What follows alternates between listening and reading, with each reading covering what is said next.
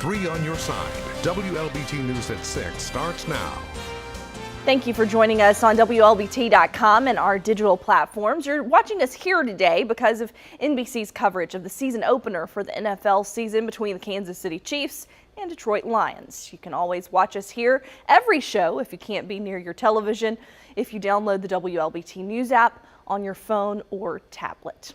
Now let's get to the news. We continue coverage of our breaking news. An armed suspect who stole a patrol car is killed by deputies at a gas station in Simpson County. The shooting happened at the Chevron off Highway 49 and Mary Grove Church Road in McGee. Simpson County Sheriff Paul Mullins says the suspect led officers on a chase and ended up at this gas station. He hit at least 2 cars during the pursuit. The man got out of the stolen patrol car carrying the deputy's AR-15 rifle. He advanced toward a deputy, and that's when officers shot and killed him. No deputies were hurt.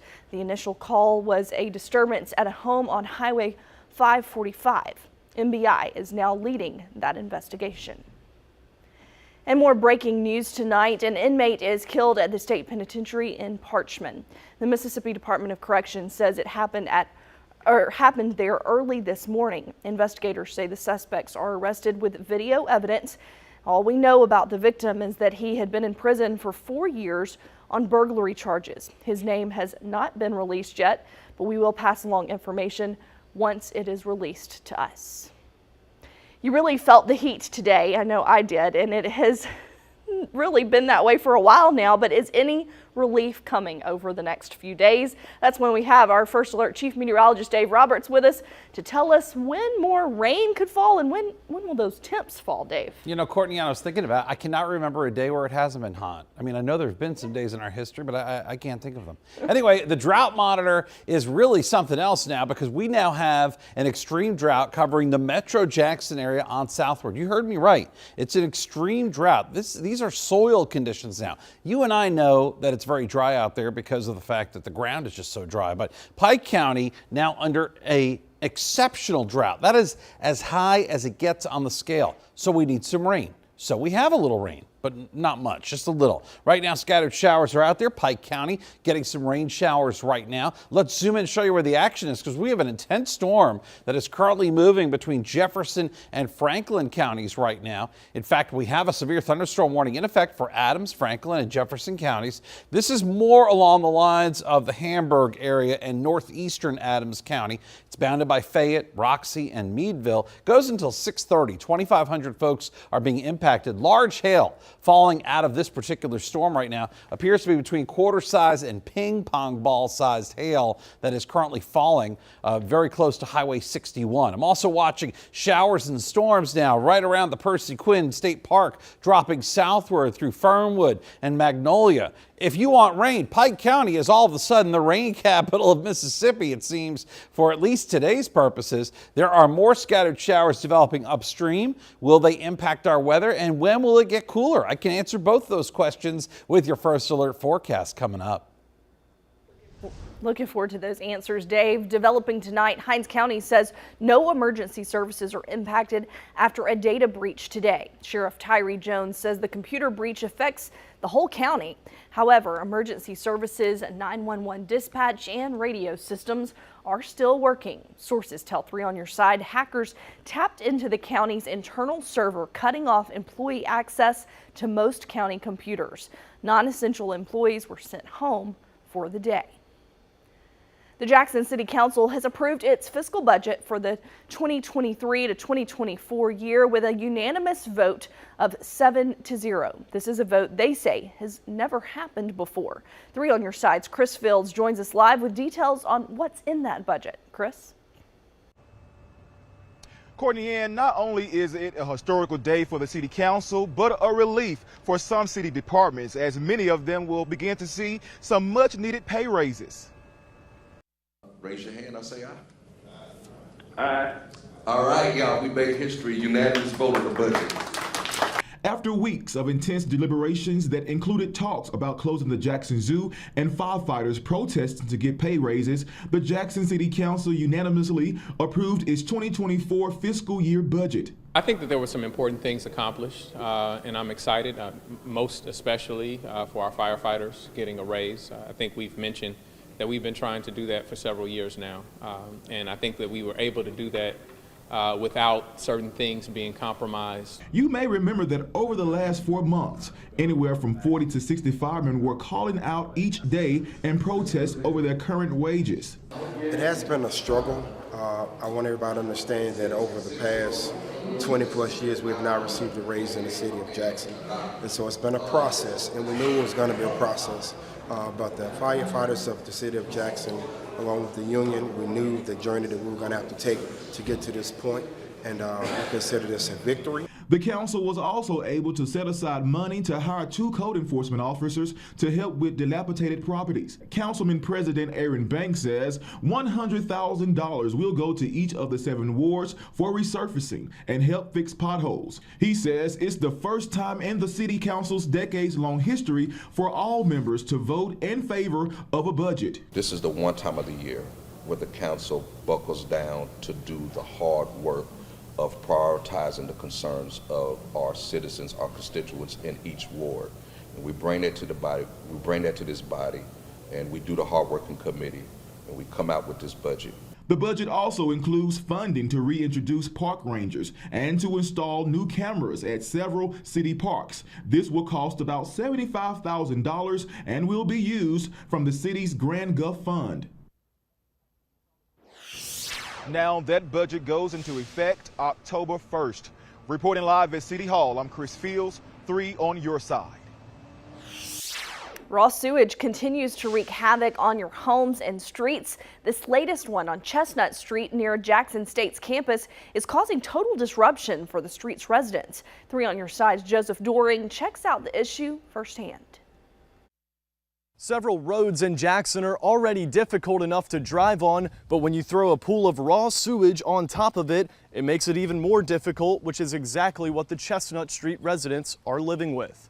An awful sight for drivers, but an even worse sight for those living on the street. This raw sewage leak has flown for over a year, and you can see just how much of an impact it has on this home specifically, drowning the driveway in filth and making mail delivery a challenge every day. Ola Griffin lives up the street from the leak and says she still sees and smells the impacts of the leak, even from a distance. People like fresh air.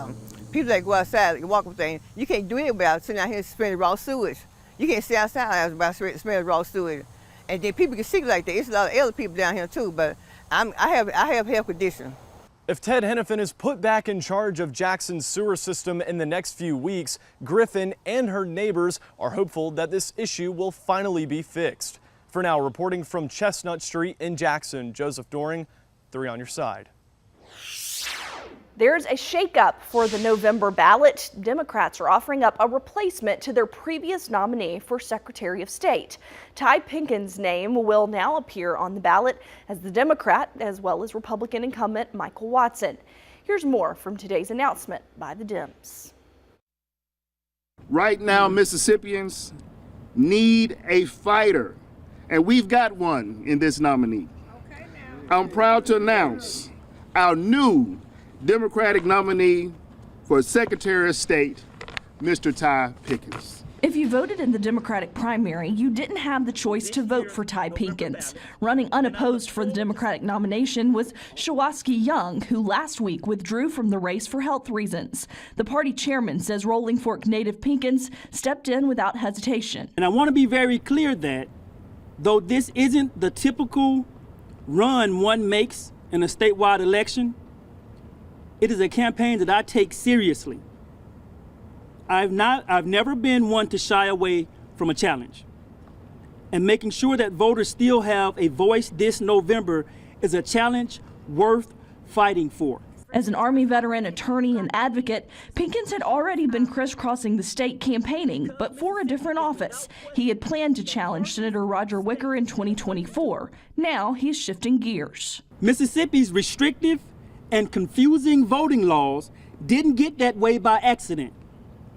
Michael Watson and his Republican colleagues designed it that way. Republican lawmakers and state leaders have carefully gerrymandered and redrawn districts to limit the voting strength of minority and poor communities. They've refused to allow online registration and early voting. He says he also looks forward to detailing more on how he plans to better support and promote the state's small businesses. That have long made it easier for our military.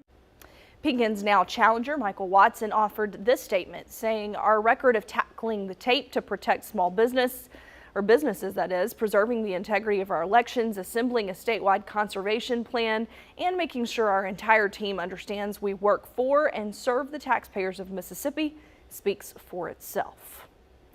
You'll see flags flying at half-staff across the state Saturday for a fallen officer. Governor Tate Reeves declaring a day of mourning for Department of Public Safety employee Mike Griffin.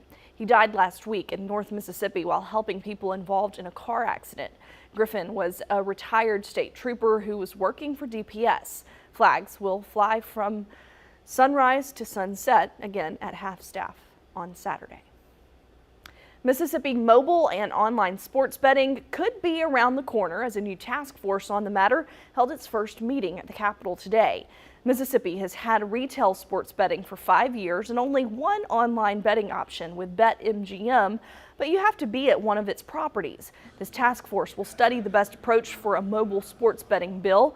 Executive Director of the Gaming Commission, Jay McDaniel, talks about what this task force needs to do over the next few months before it gets to the legislators. The task force is charged with meeting and coming up with a report that Pierre would actually put out and give to the legislature. And so our goal today is to start that process. And so we will discuss, put together our objectives, talk about our goals, and then put something together in that report that the legislature could then use in the future to put a bill together. The report with the task force's findings must be submitted by December 15th in order to be presented during the 2024 legislative session. Yesterday, we told you about a former Jackson resident who was appalled by the look of the city's roadways upon her return. Today, you could see inmates picking up trash along I-55. As Rosalind Anderson reports, is a collaboration that's been in the works to help keep Mississippi beautiful. Just driving down 55, it's just smothered with trash. Wednesday, Shanara Gashard shared her thoughts on returning to Jackson, a city she lived in for more than 12 years. The litter along the roadways were a major disappointment. She didn't know what we were getting ready to start today. Hinds County Sheriff Tyree Jones says a change is coming through a plan worked on for months that will now use Mississippi Department of Corrections inmates to pick up debris along state roads in the county. Everywhere I go, people always ask me, why don't we have inmate labor? Why don't we have detainees picking up trash? Detainees that are in our facility, they are not convicts. They have not been convicted of a crime, so we cannot use them for labor throughout the county. Thursday, Mississippi Department of Corrections inmates were picking up trash along I-55 near Briarwood Drive. The collaboration with the Mississippi Department of Transportation and Department of Corrections reestablished the inmate labor program in Hinds County. Commissioner Willie Simmons and MDOC Commissioner Burl Cain worked to initiate the Hinds County MDOT Keep Mississippi Beautiful project. And I'm very excited about it for the people of Hinds County to see that we're taking proactive measurements to make sure that we keep our city and our county beautiful as well. The crews, guarded by deputies, work 4 hours once a week with breaks when needed. MDOT provided the county $50,000 for the project. In North Jackson, Rosalind Anderson, 3 on your side. This is WLBT First Alert Weather. Got a lot of lightning, especially with that storm that's moving from Jefferson into Franklin County. Again, that's where a severe thunderstorm warning goes until 6:30. Natchez, you've had kind of a stormy afternoon, or at least a windy one. The storms have been really picking up the wind. Your temperature is down to 75. Macomb, you're at 77. Vicksburg, 90. Jackson, 95 degrees out there. Rain chances, that's something we need. We only have a 20% chance tomorrow and Saturday. Next week, 20, maybe a 30% chance on a couple of days. All right, I think you get the idea. Chances for rain not looking all that good. Almost hit 100 today. 99 was the high temperature after a morning low of 71. This will be the last really hot day that we're going to have for a while. We are now in the number 4 position. We are solidly number 4, fourth longest stretch of 90-degree days.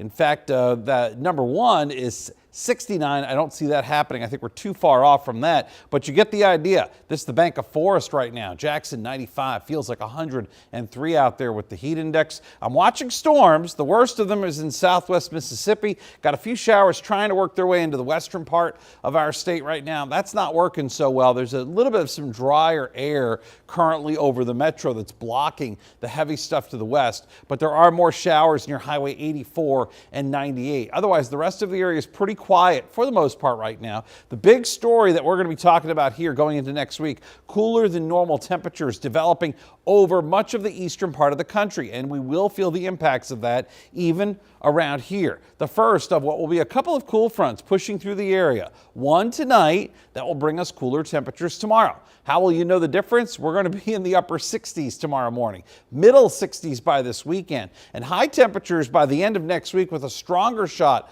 of cooler air may only limit us to high temperatures in the 80s, which really isn't cool. It's actually normal for this time of year. As far as tracking the tropics are concerned, well, there's a lot of activity out here in the eastern Atlantic, but Lee is the showstopper. This is on the verge of becoming a Category 5 hurricane. You heard me correctly. Look at that well-defined eye right there in the middle of the screen. In the Atlantic, things are very active right now. Hurricane Lee has 130-mile-per-hour winds. It is a Category 4 hurricane. It's expected to become a Category 5, but regardless, it's going to maintain its strength out here in the Atlantic Ocean for quite some time. And even over the next 7 to 10 days, this is something we're going to be talking about because it's going to be moving off the east coast of North America.